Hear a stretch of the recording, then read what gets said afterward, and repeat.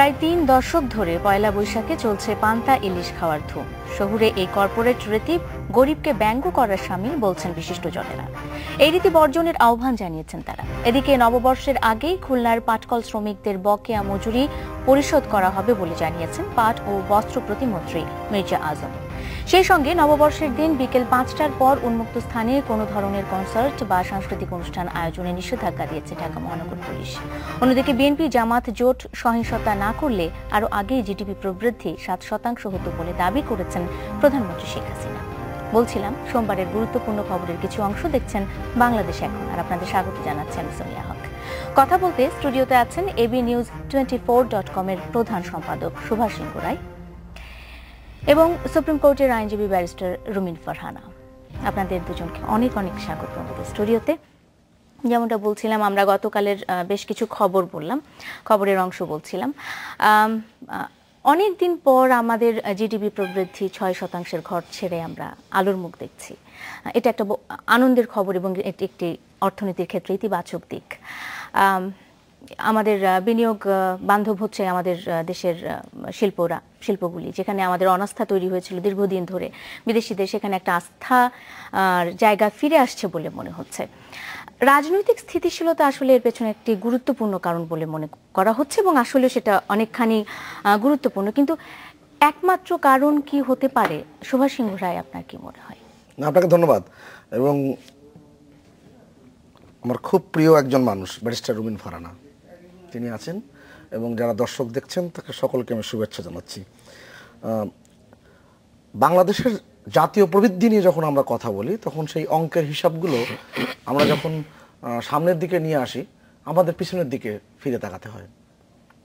আপনি দেখবেন যে বঙ্গবন্ধু যখন পাঁচশালা পরিকল্পনা করেছিলেন ৭৩ থেকে ৭৮ সালে, ৫ বছরের পরিকল্পনা করেছিলেন এবং তিনি মাত্র ১৩১৪ দিন রাষ্ট্রীয় ক্ষমতায় ছিলেন। এবং তখনই কিন্তু তিনি যখন তার মৃত্যু হয়, নৃশংসভাবে তাকে যখন হত্যা করা হয়, তখন জাতীয় প্রবৃদ্ধি ৭% ওপরে চলে গিয়েছিল। এবং বাংলাদেশের অর্থনীতির হিসেব যদি আপনি দেখেন, ১২,০০০ কোটি টাকা সম্পত্তি আপনার ধ্বংস হয়েছিল মুক্তিযুদ্ধ চলাকালীন সময়, পাকিস্তানিরা ধ্বংস করে দিয়ে গেছিল। বঙ্গবন্ধু যখন ৩.৫ বছরে ১৩১৪ দিনের কথা বললাম, তখন তিনি ১৮,০০০ কোটি টাকার সম্পদ রেখে গেছেন ওই সময়ের হিসেবে। আমরা পাকিস্তানের কাছ থেকে আমাদের যে পাওনা, সেই পাওনা আমরা কখনোই পাইনি এবং সেই পাওনা বিষয়ে পরে আলাপ করলাম। আমার কাছে যেটা মনে হয়, যখন ১৯৭২ সালে হেনরি কিসিঞ্জাররা যখন মন্তব্য করেছিল বাংলাদেশ একটি তলাবিহীন ঝুড়ি, তখন বিলেতের দুজন বিখ্যাত অর্থনীতিবিদ ফ্যাল্যান্ড এবং পার্কিনসন তারা একটা তত্ত্ব দাঁড় করিয়েছিল এবং তারা সারা পৃথিবীতে এটা প্রচার করেছিল, বাংলাদেশ যদি দাঁড়িয়ে যায় অর্থনৈতিকভাবে তাহলে পৃথিবীতে সব জায়গায় দাঁড়িয়ে যাবে। তা আমরা আজকে এই জায়গায় এসে দাঁড়িয়ে প্রমাণ করেছি বাংলাদেশ ঘুরে তো দাঁড়িয়েছে। পৃথিবীর তাবৎ যে অর্থনৈতিক বিশ্লেষণ সংস্থা, যেমন সিটি গ্রুপ বলেছে গত ২-৩ মাস আগে বাংলাদেশ এখন 3G। বেগম খালেদা জিয়া যেমন 3Gর কথা বলেছেন, তারাও বলেছে 3G, যে গ্লোবাল গ্রোথ জেনারেটর। আমি এই যে যারা সিটি গ্রুপ থেকে শুরু করে যারা অর্থনীতি বিশ্লেষণ করেন, তারা কিন্তু সকলে কিন্তু আশাবাদী বাংলাদেশের উন্নয়ন নিয়ে। কেউ বলছে আগামীর উন্নয়নের 11টি দেশের মধ্যে একটি দেশ, কেউ বলে অগ্রগামী 5টি দেশের মধ্যে। জেপি মর্গান বলেন, সকলে কিন্তু এই কথাগুলো বলছে। এবং অর্থনীতির এই প্রবৃদ্ধির জায়গাটুকু বাংলাদেশের যে আপনি যেটা উল্লেখ করলেন, যে আস্থার যে জায়গাটি, রাজনীতির পরিবেশ, অর্থনৈতিক কাঠামো নির্মাণে মানুষের সম্পৃক্ততা কাজে লাগানো। কারণ আমার স্বীকার করতে একেবারে দ্বিধা নেই, বাংলাদেশের যারা প্রবাসী শ্রমিক, যারা মাথার ঘাম পায়ে ফেলে কষ্টার্জিত অর্থ যারা দেশে প্রেরণ করছে, সেটা একটা শক্ত ভিত্তি। আর সবচেয়ে বড় ব্যাপার, যেই বিদ্রোহী কবি কাজী নজরুল বলতেন না, যে পৃথিবীতে যা কিছু ভালো এসেছে তার অর্ধেক তার আনিয়াছে নারী, অর্ধেক তার নর। কিন্তু আমাদের কিন্তু আপনি যদি ওই হিসেবে যান, তাহলে কিন্তু বাংলাদেশের যে গার্মেন্টস শিল্প, সেই শিল্পটা কিন্তু নারীরাই কিন্তু অধিকাংশ এনেছে। এবং সেই অর্থনৈতিক সেই প্রবৃদ্ধির জায়গাটি একটা যেই উচ্চ মাত্রায় এসেছে, আমি স্বীকার করি বাংলাদেশ যে গতিতে এগোনোর কথা ছিল সেই গতিতে আমরা এগোতে পারিনি। এর কারণটা কি বলে মনে হয় আপনার? নানান রকম রাজনৈতিক অস্থিরতা গিয়েছে, নানান রকম বাধা এসেছে, এবং আমাদের একটা জিনিস লক্ষ্য করে দেখবেন, আমি অল্প সময় শেষ করছি, দক্ষিণ পূর্ব এশিয়ার যে সংহতি, বিশেষ করে বর্তমান প্রধানমন্ত্রী শেখ হাসিনার সময়, সেই সংহতি কিন্তু অনেকে ভালো চোখে দেখছে না। এবং অর্থনৈতিক যে কাঠামোতে বাংলাদেশ যে জায়গায় অবস্থান করছে, সেই জায়গাতে আপনার এদিকে চীন, এদিকে ভারত, এবং এই সব মিলে যে দক্ষিণ পূর্ব এশিয়ার যে সংহতিটি, এইটা কিন্তু আমাদের উন্নত বিশ্ব কিন্তু ভালো চোখে দেখে না। কারণ তারা তো গোড়ার থেকেই বলেছিল যে এই বাংলাদেশ যদি দাঁড়িয়ে যায় পৃথিবীতে সব দেশ দাঁড়িয়ে যাবে। আজকের অনেকগুলো প্রসঙ্গ যখন আমরা আনব, অর্থনীতি থেকে আমরা কেন এগিয়ে গেলাম, কিংবা আমাদের মাথাপিছু আয় এখন যদি আমরা প্রক্ষেপণ করছি $1466, তা সেই $1466 আমরা কি আরো 5 বছর আগে করতে পারতাম, কিংবা 10 বছর আগে করতে পারতাম? এই নিয়ে কিন্তু আলোচনা হতে পারে, কিন্তু বাস্তবতা এই বাংলাদেশ এমন একটি জায়গায় দাঁড়িয়েছে। আপনি দেখেন অ্যাডাম প্রিজস্কি নামে একজন বিখ্যাত অর্থনীতিবিদ আমেরিকার, তিনি ডেভেলপমেন্ট অ্যান্ড ডেমোক্রেসি নিয়ে কিন্তু প্রচুর বই লিখেছেন। তিনি একটি বইতে লিখেছেন, যেই দেশের মাথাপিছু আয় $1000 ওপরে, সেই দেশ গণতন্ত্রের দিকে যাত্রা শুরু করে। আবার এই বিতর্কও এসেছে, অমর্ত্য সেন সর্বশেষ বাংলাদেশে সিপিডি এবং প্রথম আলোর আয়োজনে যখন বাংলাদেশে এসেছিলেন, তিনি খুব স্পষ্ট করে বলেছেন, উন্নয়ন এবং গণতন্ত্র এই দুটো কিন্তু হাত ধরাধরি করে চলবে, এবং আমার উন্নয়ন হবে কিন্তু গণতন্ত্র থাকবে না, কিংবা গণতান্ত্রিক কাঠামোয় আমরা বসবাস করব, কিন্তু আমাদের দেশের মানুষের উন্নয়ন হবে না, সেটাও হতে পারে না। তা এটা কিন্তু হাত ধরাধরি করে চলছে। এখন আমরা একটু জানতে চাই আপনার কাছে, সেটা হলো যে প্রধানমন্ত্রী আজ একটি মন্তব্য করেছেন যে বিএনপি জামাতে, যেটা আমার সর্বশেষ সংবাদ ছিল, সেটা হলো যে বিএনপি জামাত জোটের যে সহিংসতা ছিল, সহিংসতা না করলে বাংলাদেশের জিডিপি আরো 2015তেই 7.5% হতে পারত। আমি আসলে জানতে চাচ্ছিলাম যে বিভিন্ন অর্থনৈতিক ক্ষেত্রে, যেমন আর্থিক প্রতিষ্ঠানগুলো আছে, আমরা হলমার্ক কেলেঙ্কারির কথা জানি, আমরা বিভিন্ন এই যে রিজার্ভ চুরির ঘটনা, আর্থিক প্রতিষ্ঠানের ক্ষেত্রে কিন্তু নানা রকমের অনিয়ম হচ্ছে, দুর্নীতি হচ্ছে, এবং বিভিন্ন গবেষণায় দেখা গেছে শুধুমাত্র দুর্নীতির কারণে আমাদের জিডিপির 3% কিন্তু মার খেয়ে যায়। এই যে আর্থিক প্রতিষ্ঠানগুলোতে দুর্নীতি হচ্ছে, এগুলো কি আসলে এর মধ্যে ধরা হচ্ছে না? শুধুমাত্র রাজনৈতিক সহিংসতাকে কেন কারণ হিসেবে দেখানো হচ্ছে জিডিপি না বাড়ার ক্ষেত্রে? এই যে আপনি যেই কথাগুলো বললেন, এগুলো তো একেবারে সর্বাংশে সত্য তথ্য, এবং এই তথ্যের কোনো ব্যত্যয় নেই। কিন্তু এই যে সারা পৃথিবীতে কিন্তু এই যে অর্থনৈতিক ব্যবস্থাপনা, এই অবস্থাপনাটা কিন্তু অনেক ক্ষেত্রে কিন্তু আলগা হয়ে যায়, নানা রকম জটিল সমীকরণে, নানান রকম আপনার কি বলবো ব্যবস্থাপনা ত্রুটির কারণে। আমি এই যে ব্যবস্থাপনা ত্রুটি এসেছে, রুমিন ফারহানা, এই প্রসঙ্গে আপনার কাছে জানতে চাই যে এই রাজনৈতিক সহিংসতা ক্ষেত্রের কারণটাকে আমরা বলছি জিডিপি প্রবৃদ্ধি না বাড়ার ক্ষেত্রে একটা কারণ হিসেবে দেখাচ্ছি।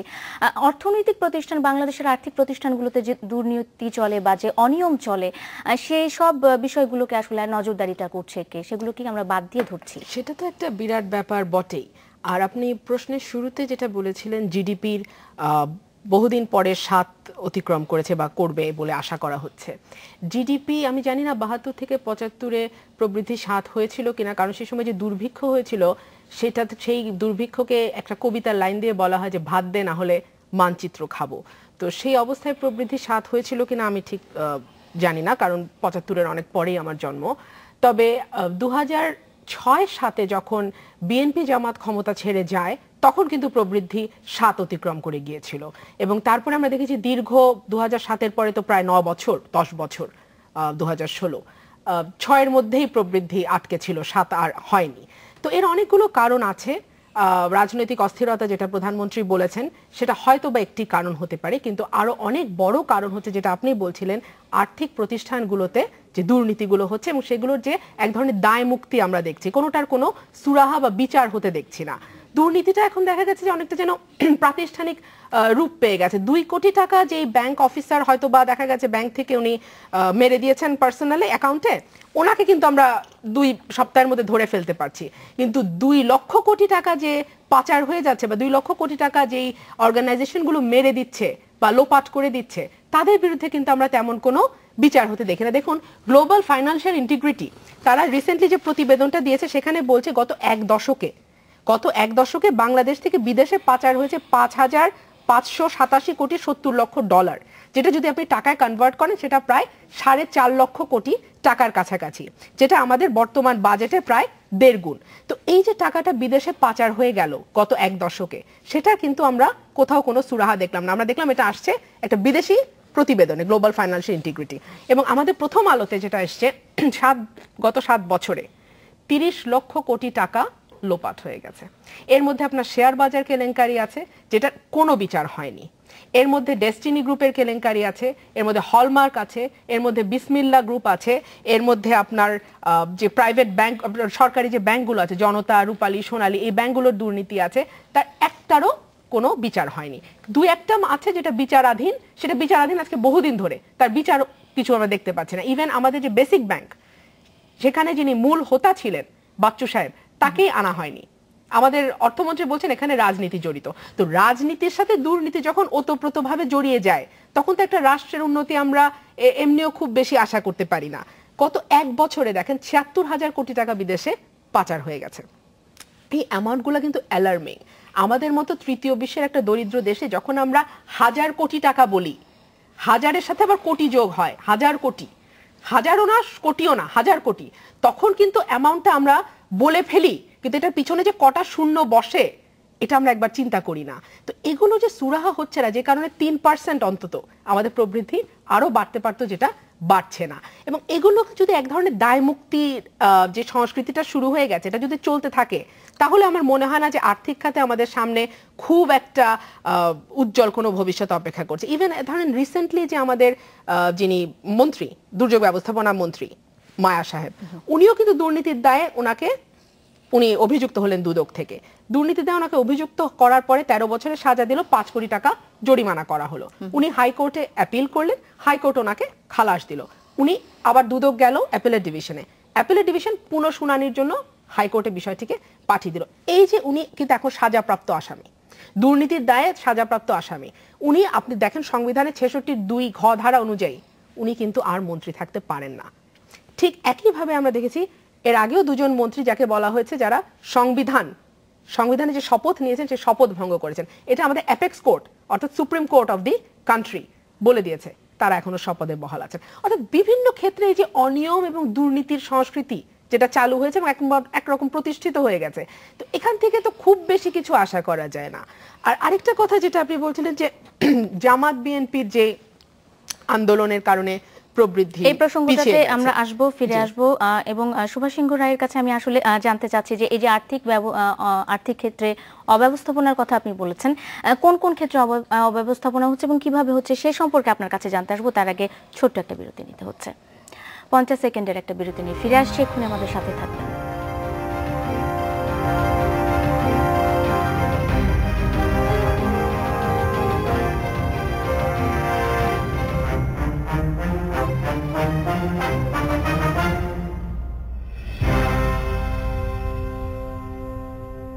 বিরতির পর স্বাগত আরেকবার, দেখছেন বাংলাদেশ এখন। সুভাষ সিংহ রায়, বিরতিতে যাওয়ার আগে আপনি যেমনটা বলছিলেন যে আর্থিক ক্ষেত্রে নানা অব্যবস্থাপনার কারণে এই দেশ আরো এগিয়ে যেতে পারতো, কিন্তু হয়তোবা পারছে না।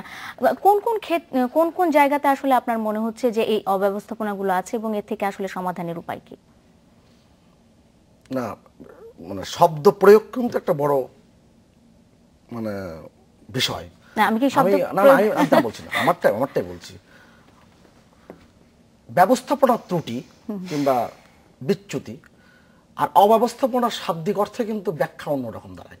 আচ্ছা, আমি যদি এরকম ভাবে বলি, আমি অন্তত সেটাই বুঝি।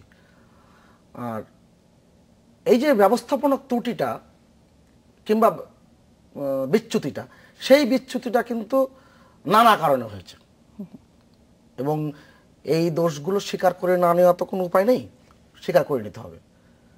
কিন্তু এর মধ্যে এগিয়ে যাওয়া। আপনি দেখেন, আমি প্রায় ব্যারিস্টার রুমিন ফারহানার ক্ষেত্রে একটা শব্দ ব্যবহার করি এবং সে খুব বেশ মজাও পায়, যে পাণ্ডিত্যের তেজস্ক্রিয়তা। তো উনি প্রায় পাণ্ডিত্যের তেজস্ক্রিয়তা দিয়ে অনেক চমৎকার চমৎকার বাক্য ব্যবহার করেন। আপনি দেখেন, তিনি বললেন যে বিএনপি জামাতের আমলে, ওনার উদ্ধৃত অংশ উচ্চ করছি, যে 2006 সালে প্রবৃদ্ধি 7% হয়েছিল। বাংলাদেশের কোনো অর্থনীতিবিদ কোনো তথ্যে এর কোনো প্রমাণ নাই। গেল, আমি আপনাকে একটা চ্যালেঞ্জ করছি। না না না না চ্যালেঞ্জ, আমার কাছে তথ্যগুলো আছে। কারণটা হচ্ছে যে আজকের যে বাংলাদেশের যে মাথাপিছু আয়, সেই মাথাপিছু আয় কিন্তু আপনি প্রতিদিন কিন্তু মানুষ বাড়ছে, প্রতিদিন কিন্তু জমির পরিমাণ কমছে। বাংলাদেশ এখন খাদ্যে উদ্বৃত্তের একটি দেশ, শুধু না খাদ্য রপ্তানিকারক দেশ। আপনি পৃথিবীতে এমন দেশ কয়টা আছে যেখানে চাল রপ্তানি উৎপাদনে বাংলাদেশ শীর্ষ 5 দেশের একটি, মাছ রপ্তানি তো শীর্ষ 10 দেশ উৎপাদনে শীর্ষ 10 দেশের একটি, ভুট্টা উৎপাদনে অভূতপূর্ব সাফল্য এসেছে মানে বর্তমান সরকারের সময়। এবং এই যে সামষ্টিক অর্থনীতির যে এগিয়ে যাওয়া, সেই এগিয়ে যাওয়া আমি আগেই প্রথমে বলেছি যে এটা যদি সঠিকভাবে এগোতো, এর মধ্যে ত্রুটি বিচ্যুতি এগুলো না থাকতো, কিংবা যেই দুর্নীতির প্রসঙ্গগুলো না থাকতো, তাহলে বাংলাদেশের সমৃদ্ধি আরও আসতো। কালো অর্থনীতির কথা বলেছেন, ঠিকই তো আছে, ঠিকই বলেছেন। কিন্তু ভারতের মতন দেশের কালো অর্থনীতির পরিমাণ কত আর বাংলাদেশে কালো অর্থনীতির পরিমাণ কত আপনি যদি আনুপাতিক হিসাব করেন। আর অর্থের যে পাচার যে ব্যাপারটি, এখানে নানান কিন্তু তথ্যের কিন্তু গোলমেলে হিসাব আছে। আমি ওই গোলমেলে হিসেবে আর অত যাচ্ছি না। আপনি দেখেন যে ব্যাংক ব্যবস্থাপনা, আপনি দেখেন এই যে বাংলাদেশ ব্যাংকের হ্যাকিং হয়ে যাওয়া, আপনি চিন্তা করতে পারেন বাংলাদেশের আমাদের সমৃদ্ধি এমন একটি জায়গায় গিয়েছে যে আমরা আসলে যদি সহজ ভাষায় বলি, মানে আমরা এত বড়লোক হয়ে যাচ্ছি যে যারা একসময় বড়লোক বলে দাবি করতো, তাদের ওখানে কিছু ছেঁচড়া চোর আমাদেরকে হ্যাকিং করার জন্য ব্যস্ত হয়ে গেছে। আমাদের কিন্তু বড়লোকের ঘরে কিন্তু চুরি করতে চলে আসে।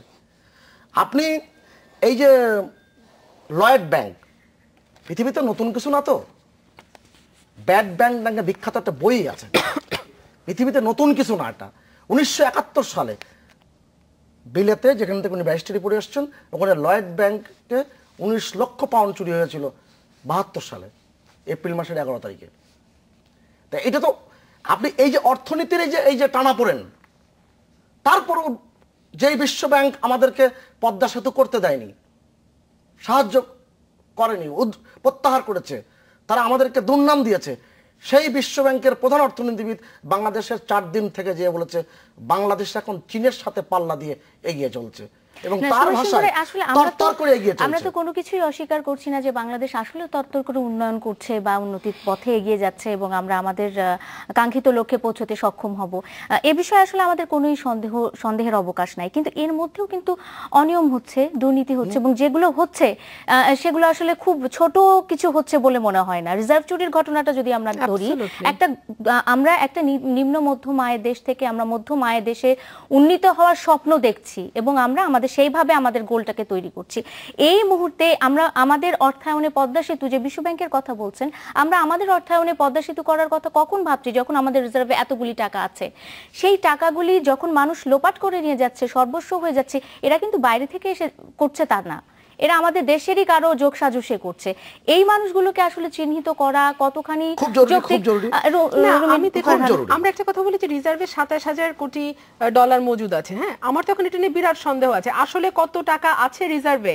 এটা আমার মনে হয় বিশ্ব ব্যাংক, কেন্দ্রীয় ব্যাংকের পরিষ্কার করা উচিত।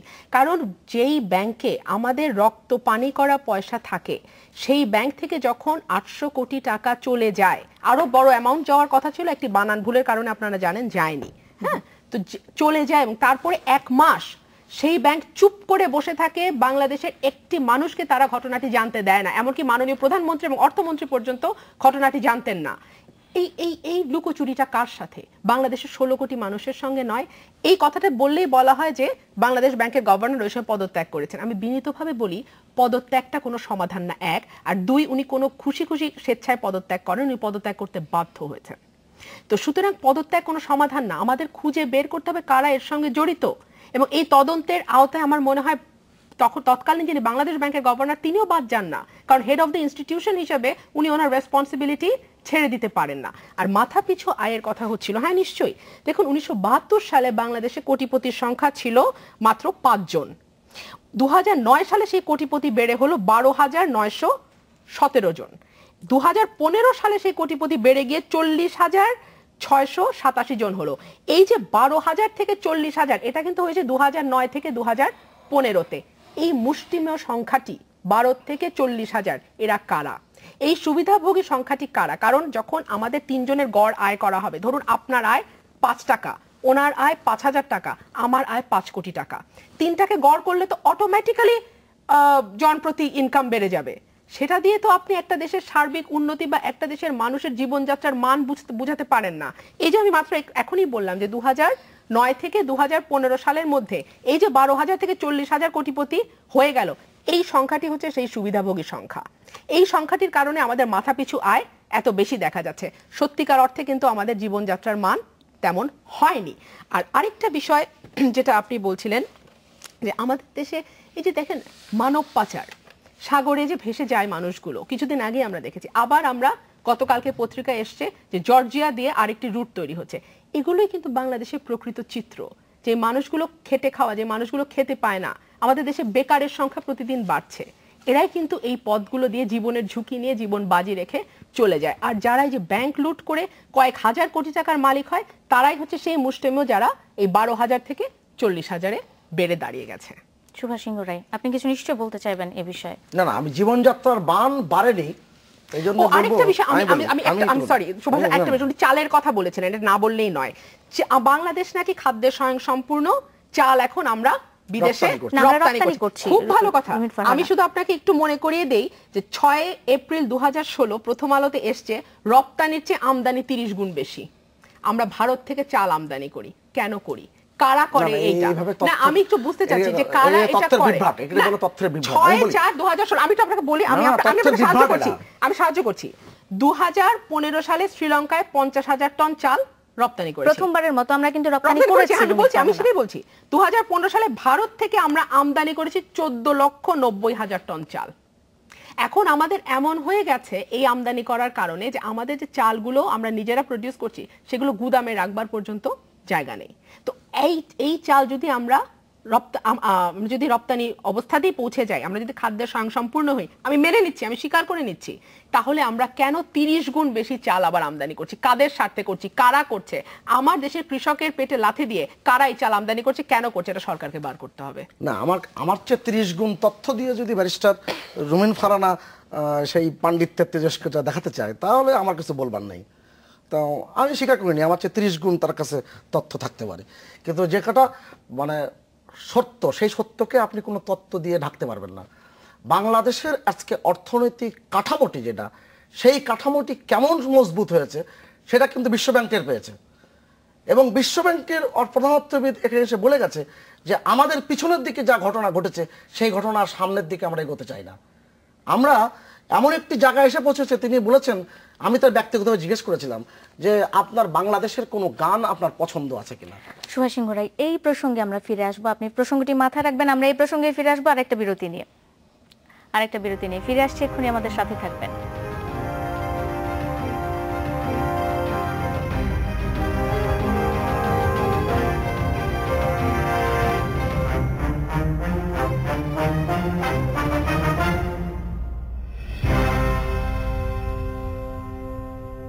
বিরতির পর স্বাগত আরেকবার, দেখছেন বাংলাদেশ এখন।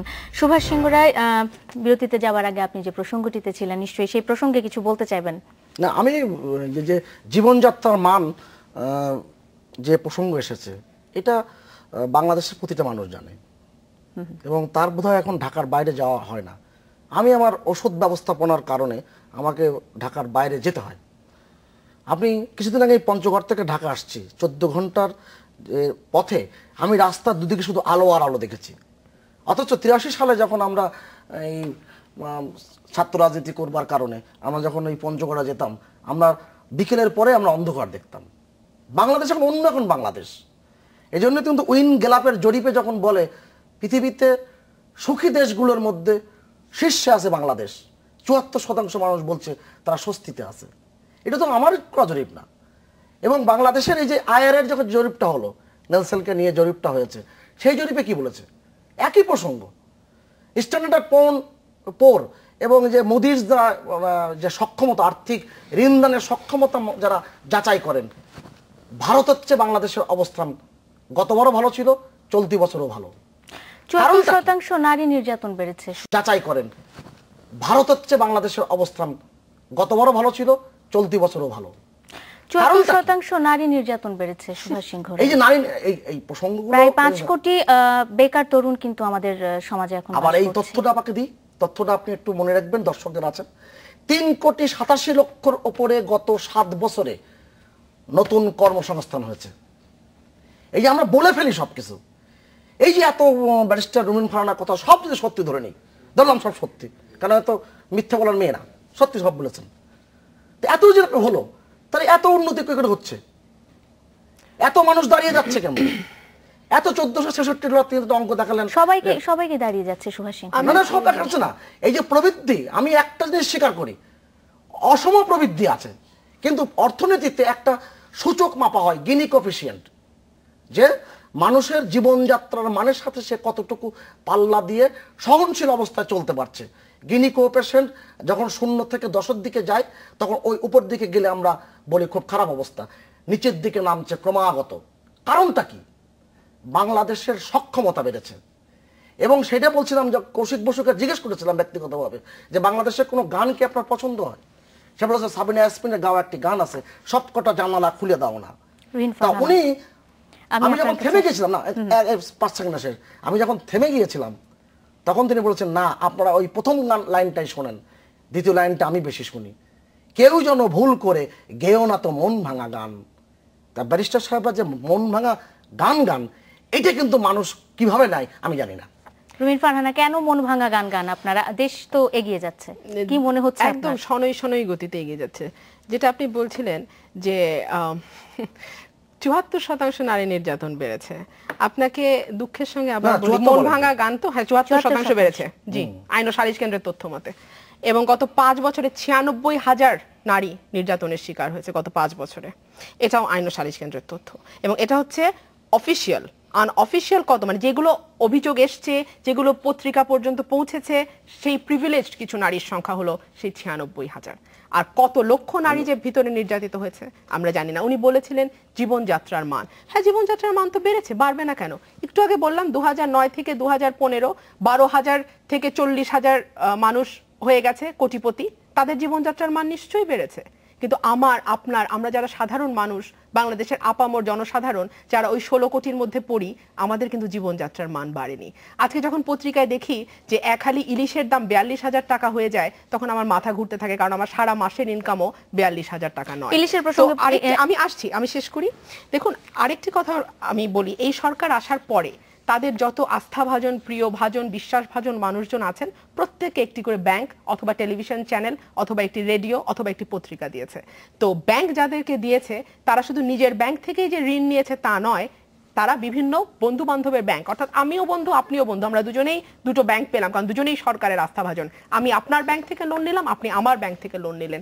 এই লোপাট হওয়া ঋণের পরিমাণ হচ্ছে 56,000 কোটি টাকা, যার মধ্যে বাংলাদেশ ব্যাংকের তৎকালীন গভর্নর, মানে যিনি সম্প্রতি চলে গেলেন, তিনি বলে গিয়েছেন যে 39,000 কোটি টাকা আর জীবনে তোলা যাবে না। এই টাকাগুলো কার? এই যে আমি 1,000 কোটি টাকার হিসাবগুলো দিয়ে যাচ্ছি এই চেয়ারে বসে, এই টাকাগুলো আপনার, এই টাকাগুলো আমার, এই টাকাগুলো বিদেশে আমাদের যে ভাইরা দিবারাত্র পরিশ্রম করে যে বিদেশি রেমিটেন্স পাঠান, এই টাকাগুলো তাদের। কিন্তু এই টাকাগুলো চলে যাচ্ছে ওই মুষ্টিমেয় লোকের হাতে যারা কিনা 12,000 থেকে 40,000 হয়েছে এই সরকারের আমলে। এখানেই দুঃখজনক। মানে এই চমৎকার কথাগুলো, মানে এমন বেশ বাক্য গঠনটার নৈপুণ্যে উনি যদি আমার কথা বাক্য গঠনের নৈপুণ্য এমন মনে হবে না করে কাউন্টার যুক্তি দিতেন আমার ভালো হতো। কাউন্টার যুক্তি দেশের মানুষের ভালো। আমি তথ্য এই কাউন্টার যুক্তিটা কি হবে? সুভাষ সিংহ রায়, আপনার কাছে জানতে আসবো, আপনি এই কাউন্টার যুক্তিটা অবশ্যই আপনার মাথায় রাখবেন। আমরা তার আগে আরেকটা বিরতি দেব, আরেকটা বিরতি নিয়ে ফিরে আসছি, এক্ষুনি আমাদের সাথে থাকবেন।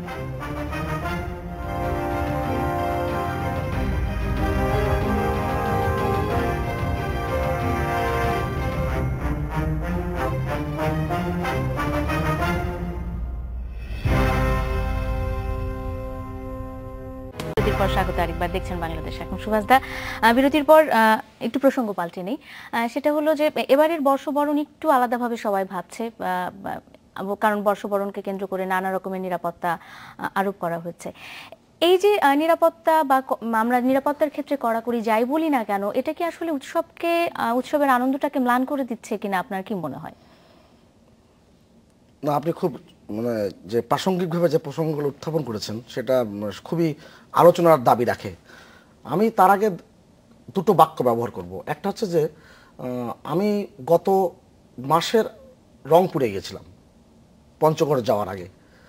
তার রংপুরে আমার যারা বন্ধুবান্ধব কিংবা আমরা যারা শুভানুধ্যায়ী তাদেরকে আমি হঠাৎ করে বলেছিলাম যে সত্যি সত্যি আমি বলেছি যে ব্যারিস্টার রুমিন ফারহানের একবার তোমরা এই রংপুরে নিয়ে এসে ওনাকে একটু গ্রামে গঞ্জে দেখাবা যে বাংলাদেশ কোথায় গিয়েছে। কেননা সাইফুর রহমান সাহেব প্রায় তার বক্তৃতায় বলতেন যে খাদ্য ঘাটতি থাকা ভালো, তাহলে বিদেশে সাহায্য পাওয়া যায়। মঙ্গা নামে শব্দটি জাদুঘরে চলে গিয়েছে। এই যে অর্থনীতির যে ব্যবস্থাপনার কথা বললেন, আর এই যে তত্ত্বগুলো যে আসে ৩৯,০০০ কোটি টাকার কথা বললেন, যেটা লোপাট হয়ে গেছে। আমি তো দায়িত্ব নিয়ে বলছি, বাংলাদেশ ব্যাংকের তৎকালীন গভর্নর আতিউর রহমান বলেনি, ওটা হচ্ছে কুরিন এবং লোপাট এক জিনিস নয়।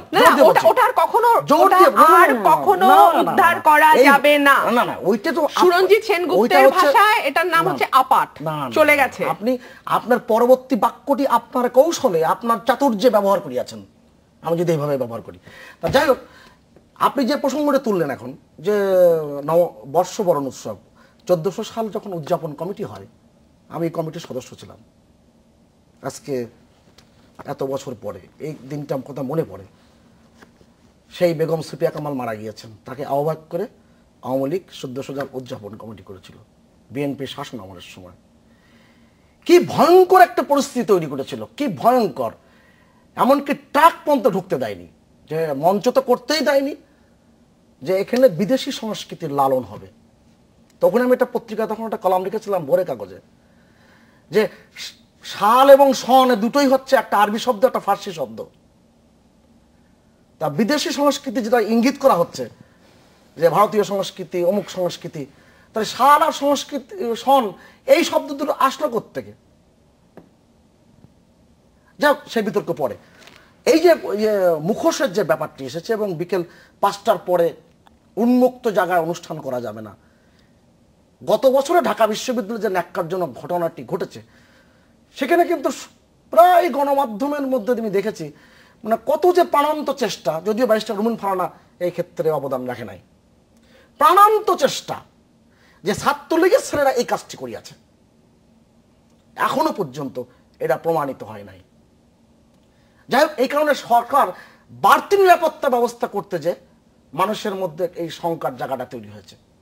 এবং যারা সারাক্ষণই প্রতি বছরই পয়লা বৈশাখের জন্য অপেক্ষায় থাকে, ওই যে আপনার কাছে আমি একটা আমার নববর্ষের কার্ড দিয়েছি, ওখানে লেখা আছে রবীন্দ্রনাথ বলেছিলেন, বন্ধু হও শত্রু হও যে যেখানে রও, ক্ষমা করো আজিকার মতো, পুরাতন বছরের সাথে পুরাতন অপরাধ যত। তার মানে আপনি বলছেন যে এটা সরকারের বাড়তি নিরাপত্তা ব্যবস্থারই অংশ মুখোশ কখনো এই যে মঙ্গল শোভাযাত্রা, আমি যশোরে জন্মগ্রহণ করে একটি ছেলে, প্রথম মঙ্গল শোভাযাত্রা হয় যশোরে, হিরণময় চন্দ্র নামে একটি চারুকলা থেকে ঢাকা ইউনিভার্সিটিতে পাশ করা, সে তার বন্ধু বান্ধব নিয়ে কাজটা করেছিলেন। তারপরে ঢাকার চারুকলা ইনস্টিটিউটে আসে, প্রত্যেকটার সাথে সম্পৃক্ত ছিলাম আমি। তা আমি এই কারণে বলছি, মুখোশ কখনো কিন্তু মুখে ব্যবহার করা হয় না। মঙ্গল শোভাযাত্রায় বড় বড় মুখোশ উঁচু করে ধরা হয় এবং সাথে নিয়ে যাওয়া হয়। এখানে কিন্তু একটা তথ্যের বিভ্রাট কিন্তু রয়ে গেছে। সেখানে কি এটা ছোট ছোট মুখোশের কথা বলা হয়েছে না এটা বড় মুখোশের কথাই বলা হয়েছে মঙ্গল শোভাযাত্রায়? সেটা আসলে পরিষ্কার নয় সুভাষ সিংহ রায়। আপনি যদি পরিষ্কার হয়ে যাবে, আচ্ছা আগামীকালকেই পরিষ্কার হয়ে যাবে। রুমিন ফারহানা, যেমনটা সুভাষ সিংহ রায় বলছিলেন যে বাড়তি নিরাপত্তা ব্যবস্থার কারণে এই ধরনের ব্যবস্থা নেওয়া হয়েছে, সরকার এই ধরনের ব্যবস্থা নিয়েছে। আপনার আসলে কি মনে হয় না যে এই যে বাড়তি নিরাপত্তা ব্যবস্থাটা আসলে মানুষের উপর চাপিয়ে দেওয়া হলো, কিংবা একটা উৎসবকে সংকুচিত করা হলো, কিংবা হয়তোবা আমাদেরকে সরকার নিরাপত্তা দিতে ব্যর্থ হলো? আপনি কি বলবেন, আসলে কোনটা? এটা আমাদের জীবন এবং মানের যে নিরাপত্তা, সেটা আমরা খুইয়েছি বহু আগে। এবং আমাদের যে দীর্ঘ বিচারহীনতার সংস্কৃতি চলে আসছে সেটা এর জন্য দায়ী। কেন আমি বলছি, গত বছরের যে অপ্রীতিকর এবং যে বিভৎস ঘটনাটি টিএসসির মতন জায়গায় হয়েছে, যেখানে এতগুলো মানুষের জমায়েত, সিসিটিভি, আইন শৃঙ্খলা রক্ষাকারী বাহিনীর এত নিরাপত্তা, সেখানে সুভাষদা বলছিলেন যে এত চেষ্টা করার পরেও কেউ প্রমাণ করতে পারে নাই সেখানে ছাত্রলীগের ছেলেরা জড়িত। আমি যদি একটু ঘুরিয়ে বলি, এত চেষ্টা করার পরেও কেউ প্রমাণ করতে পারে না যে সেখানে ছাত্রলীগ জড়িত নয়, অর্থাৎ আজও তার কোনো বিচারই হয়নি। ইভেন লিটন নন্দী যে কয়েকটি ছেলেকে ধরে নিয়ে গিয়েছিল, সেই অবস্থাতেও নিজের জীবন মানের সবকিছুর ঝুঁকি নিয়ে ছাত্র ইউনিয়নের যেই ছেলেগুলো কয়েকটা পিশাচকে ধরে নিয়ে গিয়েছিল, নিয়ে পুলিশের হাতে সোপর্দ করেছে, তাদের নামে পর্যন্ত মামলা হয়নি। কিছুদিন আগে কিন্তু আমি শেষ করি, কিছুদিন আগে আপনারা পত্রিকায় দেখবেন যে পুলিশ ফাইনাল রিপোর্ট দিয়ে দিয়েছে। ফাইনাল রিপোর্ট কখন দেয়? যখন সেখানে কোনো অপরাধ প্রমাণিত হয় নাই বলে পরিগণিত হয়, তখন ফাইনাল রিপোর্ট দেয় যে কারো বিরুদ্ধে কোনো অপরাধ পুলিশের কাছে ধরা পড়ে নাই, ফাইনাল রিপোর্ট দেয়। যখন ফাইনাল রিপোর্ট দেওয়ার পরে বিভিন্ন জায়গা থেকে সমালোচনা হলো, তখন আবার নতুন করে পুলিশ কেস স্টার্ট করেছে। আজকে 1 বছর, 14 এপ্রিল 1 বছর হয়ে যাচ্ছে। একজনের কি শাস্তি আপনি বলেন, একজনের শাস্তি নিশ্চিত করতে পেরেছে? পারেনি। এদিকে আইন শৃঙ্খলা রক্ষাকারী বাহিনী একটিরও শাস্তি হয়নি, একটিরও শাস্তি হয়নি। একটিরও শাস্তি হয়নি। বিশ্বজিৎ হত্যাকাণ্ডের বিচার আমি শেষ করি, শাস্তি হয়েছে, আমি শেষ করি। সকলেই শাস্তি হয়েছে। সাগর রুনির হয়নি, তরুর হয়নি। আপনি রাজন বা বিশ্বজিৎ একটি দুটি দিয়ে বললে তো হবে না। এই বিষয়টাতেই ফিরে আসবো আপনাদের কাছে, তবে তার আগে আরেকটা বিরতি নিব, আরেকটা বিরতি নিয়ে ফিরে আসছি, এক্ষুনি আমাদের সাথেই থাকবেন।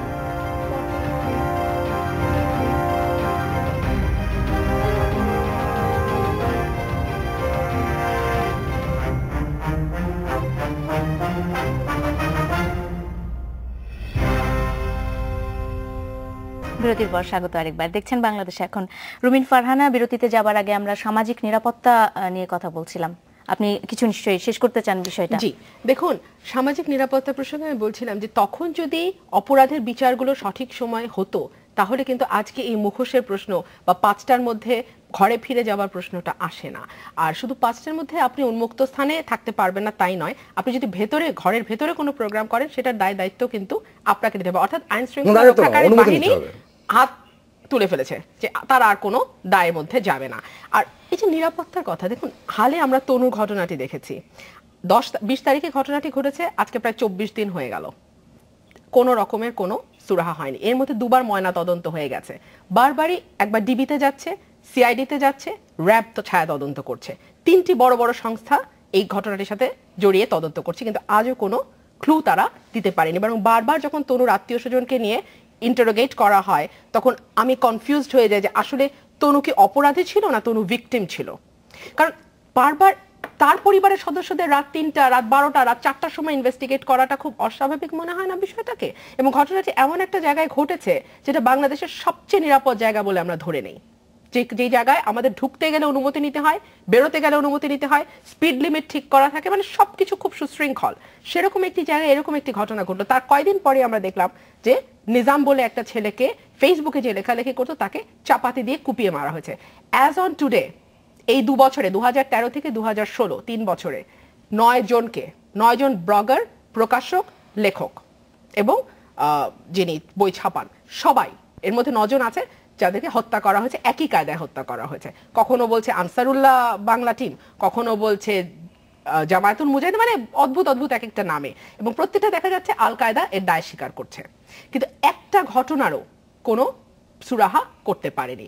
গত বছর 2015 সালের শেষ 4 মাসে এরকম 40টি ঘটনা ঘটেছে, যার একটারও কোনো বিচার হয়নি। তো এইভাবে যে একটার পর একটা ঘটনা ঘটতে থাকে, এবং একটা ঘটনাকে আমরা মনে করি যেন এসছে আরেকটা ঘটনাকে চাপা দেবার জন্য, আরেকটি ঘটনা চাপা দিতে গেলে আরেকটা ঘটনা ঘটে যায়। তো এভাবে একটির পর একটি ঘটনা ঘটে এবং কোনো বিচার হয় না। তো সেটা বিকাল 5টার মধ্যে উৎসব বন্ধ করে তো আসলে আপনি দায় মুক্তি নিতে পারেন না। বিকাল 5টার মধ্যে উৎসব বন্ধ করে তো আপনি এই কথা বলতে পারেন না যে এখানে আর কিছু ঘটবে না। আপনাকে আগে বিচার নিশ্চিত করতে হবে, আপনাকে আগে দৃষ্টান্তমূলক শাস্তি নিশ্চিত করতে হবে।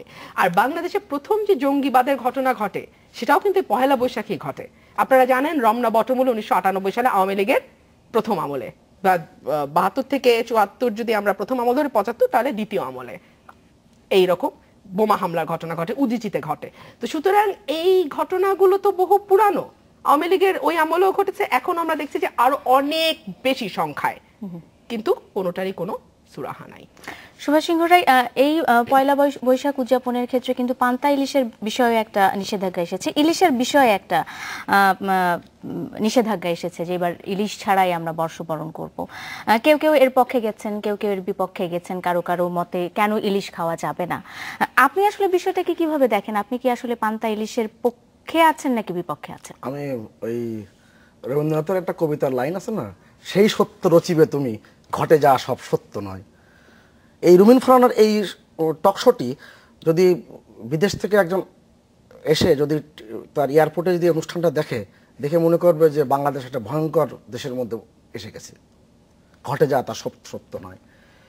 এই যে ইয়াসমিন যখন হত্যাকাণ্ড হয়েছিল, আপনার কি মনে পড়ে? দিনাজপুরে 1992 সালে পোশাক শ্রমিক ইয়াসমিনে। এবং বিএনপির শাসন আমলের 5 বছরে বাংলাদেশে যে পরিমাণ নারী নির্যাতন হয়েছে, পূর্ণিমা, রফুজা থেকে শুরু করে আপনি অসংখ্য নাম কিন্তু জড়িয়ে আছে। আমি নিজে এই centre for research and information, যেটা সিআরআই, যেটা বিএনপি শেষ পর্যন্ত ক্লিন হার্ট অপারেশন দিয়ে এটাকে ধ্বংস করে দিল। যেমন আপনারা অধিকারকে দিচ্ছেন, এই যে আপনার অধিকার নিয়ে আসছে। আমি এই যে এই ব্যাপারগুলো, এই যে বললেন যে পয়লা বৈশাখে হামলা, সেই পয়লা বৈশাখে হামলা কারা করেছিল? আমি তো প্রায় মজা করে বলি জেএমবি মানে হচ্ছে জামাতের মধ্যে বিএনপি। এই সংস্কৃতি কোত্থেকে আসলো? আর বিচারহীনতার সংস্কৃতির কথা বলছি, বিচারহীনতার সংস্কৃতি কখন শুরু হয়েছে? বঙ্গবন্ধুর মৃত্যুর পর থেকে হত্যা করা হয়েছে, হত্যা করা বলে আইন পাশ করা হয়েছে যে এই হত্যার বিচার করা যাবে না। অতএব তাদের মুখে যে মনে একই কথা শুনি আজি মন্থরার মুখে। তা আমার কাছে এই বিষয়গুলো খুব রাজনীতিক তর্ক করার জন্য তর্ক আমরা করি। এই তর্কটা কিন্তু খুব বেশি উপাদেয় না এবং স্বাস্থ্যকর না। পান্তা ইলিশের প্রসঙ্গ আসছে। পান্তা ইলিশ বাংলাদেশে যে কজন মানুষ প্রতিদিন পান্তা ভাত খায় তার মধ্যে আমি একজন। এখন কখনোই কিন্তু বাংলাদেশের সংস্কৃতিতে মানে পয়লা বৈশাখ মানে নতুন বর্ষকে মানে বরণ করে নেওয়ার সংস্কৃতিতে কখনোই কিন্তু পান্তা ইলিশ ছিল না। এটা কিন্তু কর্পোরেট কালচারের ভিতর দিয়ে এটা প্রবেশ করানো হয়েছে। যে কারণে যেহেতু এটা ইলিশের মৌসুম, উৎপাদনের মৌসুম, যেন এখন মানুষের অনেক সতর্কতা এসেছে, মানুষ অনেক সজাগ হয়েছে, যে কারণে কিন্তু এই জাগরণটা এসেছে। এবং আপনি যখন খুব ছোটবেলায় আপনি আপনার মার কাছে, বাবার কাছে যে কিংবা আত্মীয়স্বজনকে জিজ্ঞেস করুন তো, ছোটকালে পয়লা বৈশাখে আমরা পান্তা ইলিশ শব্দ শুনেছি কিনা পয়লা বৈশাখকে কেন্দ্র করে? না, সুভাষ সিংহ রায়, কোনো কিছুই কিন্তু আসলে ঐতিহ্যের সাথে না থাকলেও সংস্কৃতির অংশ তো হতেই পারে। যেমন আমরা এখন ছায়ানটের সকালবেলার সেই বর্ষবরণের এসো হে বৈশাখ ছাড়া আমরা বর্ষবরণ কল্পনাই করতে পারি না। তো সেক্ষেত্রে কি আমরা এই পান্তা ইলিশকেও সেই সংস্কৃতির সাথে জড়াতে পারি না? কিন্তু আমাদের বাঙালি সংস্কৃতি এখন পান্তা ইলিশ অবশ্যম্ভাবী এটা কখনো ছিল না। কিন্তু আমাদের শহুরে মানুষরা, এটা একটু উচ্চ মধ্যবিত্ত উচ্চবিত্তের মানুষরা এটাকে বছরের একদিন এটাকে গ্রহণ করে এটাকে এক ধরনের বাঙালিয়ানা দেখাতে চায়, বাঙালিপনা দেখাতে চায়। এটা বাঙালিপনা না, বাঙালিপনা অনেক বড় জিনিস। সেক্ষেত্রে রুমিন ফারহান, আপনি একটু আমি আপনার কাছে আসতে চাই। সেটা হলো যে প্রথমে জানতে চাইবো যে আপনি আসলে পান্তা ইলিশের পক্ষে না বিপক্ষে, এবং দ্বিতীয়ত জানতে চাইবো যে এই যে আমরা নিষেধাজ্ঞা আরোপ করছি, এর আসলে কি সাধারণ মানুষের উপর তার কোনো প্রভাব পড়ছে কিনা? কারণ আমরা কিন্তু এখনো দেখছি যে পত্রপত্রিকাতে ইলিশ মাছ ধরা হচ্ছে এবং ইলিশ বিক্রিও হচ্ছে, এবং সেটা কেউ কিনছে। কিছু ইলিশ আছে আপনার ওটা কিন্তু 3 মাস আগে ফ্রিজে রাখা ইলিশ, তাহলে সেক্ষেত্রে ইলিশটা বিক্রি করা হচ্ছে। ইলিশ নিষিদ্ধ, দুই রকম ইলিশ বিক্রি হচ্ছে। একটা শুনলাম যে যেটা 3 মাস আগে ফ্রিজে রাখা, আর আরেকটা হচ্ছে জাটকা ছোট্ট ইলিশগুলো ধরে আর আপনি যে প্রশ্নটা আমি করেছিলেন পান্তা ইলিশের বিষয়, আমি খুব অনেস্টলি কনফেস করি আমি দুটার একটারও ভক্ত নই। পান্তা বা ইলিশ কোনোটারই ভক্ত আমি নই। আমি পয়লা বৈশাখ যেটা করি বিভিন্ন রকম ভর্তা ভাজি দিয়ে পয়লা বৈশাখটা পালন করি। আর ভর্তা আমার প্রতিদিনের খাওয়া, আমি যে কোনো রকম ভর্তা খুব পছন্দ করি। আর বিচারহীনতার, আমি ওনার কথায় আসছি এখন। বিচারহীনতার সংস্কৃতি শুরু হয়েছে, উনি বলছিলেন যে বঙ্গবন্ধু হত্যার পর থেকে 1975 সালে। আমি যদি খুব বিনীতভাবে বলি যে বিচারহীনতা শুরু হয়েছে যখন জাসদের 40,000 কর্মীকে 72 থেকে 75-এ মেরে ফেলা হয়েছে, অথবা আমি একটু বলি, আমি একটু শেষ করি, 40,000 কর্মীকে মেরে ফেলা হয়েছে, অথবা সিরাজ শিকদারকে মেরে ফেলা হয়েছে, তখন থেকে এখন কথা হচ্ছে বাংলাদেশের জন্মলগ্ন থেকেই বিচারহীনতার সংস্কৃতি এই প্রথিত হয়ে আছে, সুতরাং এটা 75-এর পর শুরু হয়েছে বলা যায় না। ইয়াসমিন আর পূর্ণিমার নাম বারবারই ওনারা বলেন, আমি খুব বিনীতভাবে বলি গত 5 বছরে 96,000টা নাম বলতে পারবো। রুমিন ফারহানা, সুভাষ সিংহ রায়, আসলে রুমিন ফারহানার আসল প্রশ্নের উত্তরটা আমার জানা হলো না যে এই সাধারণ মানুষ এই নিষেধাজ্ঞাগুলো থেকে কোনো রকমের শিক্ষা পাচ্ছে কিনা। আমাদেরকে শেষ করতে হচ্ছে আজকে। সুভাষ সিংহ রায়, রুমিন ফারহানা, আপনাদের দুজনকে অনেক ধন্যবাদ। শেষ করছি আজকের মতো, দেখা হবে আগামীকাল। শুভরাত্রি।